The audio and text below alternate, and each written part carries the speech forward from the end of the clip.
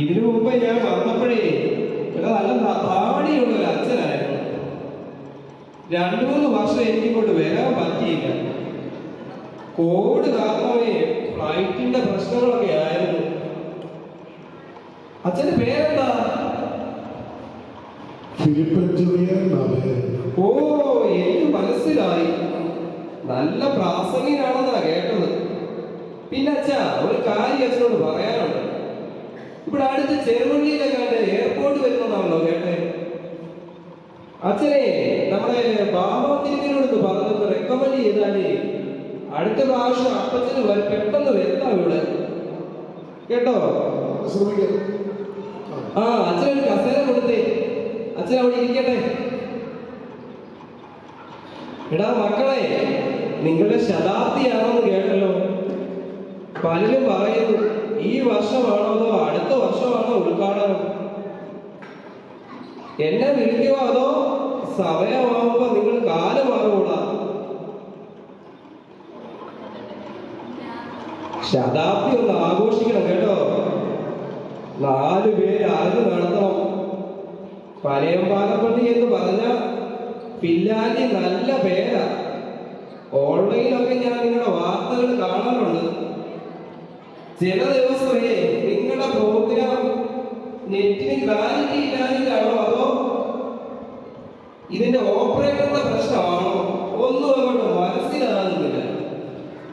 ആരാണ് ഇതിന്റെ ഓപ്പറേറ്റർ?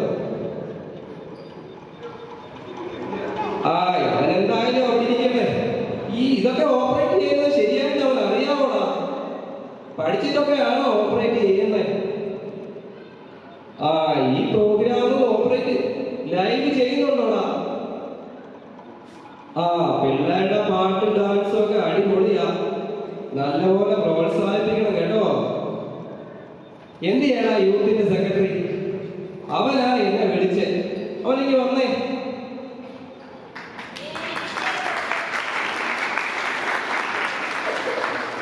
ആഹാ, നീ മുടിയൊന്നും കെട്ടാറില്ലടോ.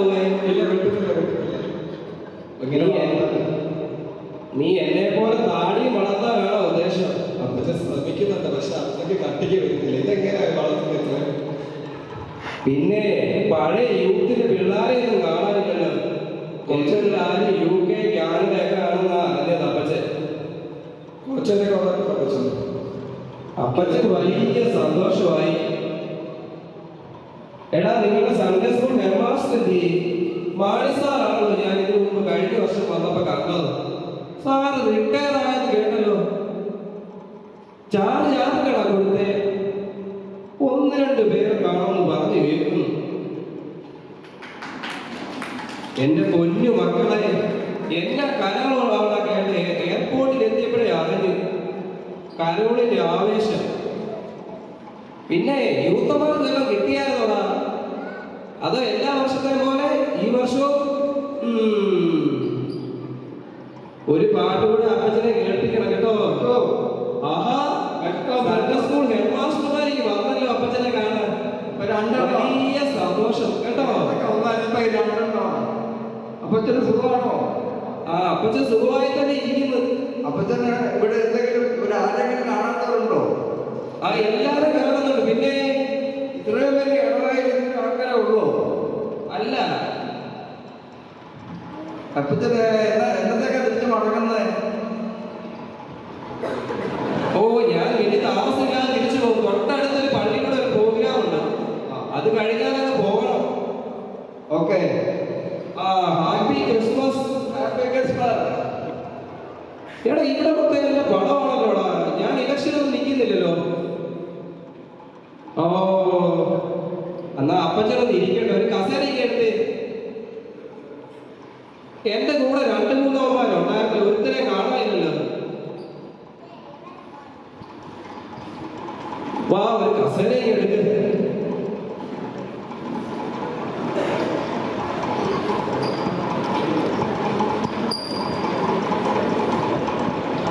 ഇവിടെ കസേരയൊന്നും ഇല്ലടാ. എത്ര താമസം എടുക്കാൻ.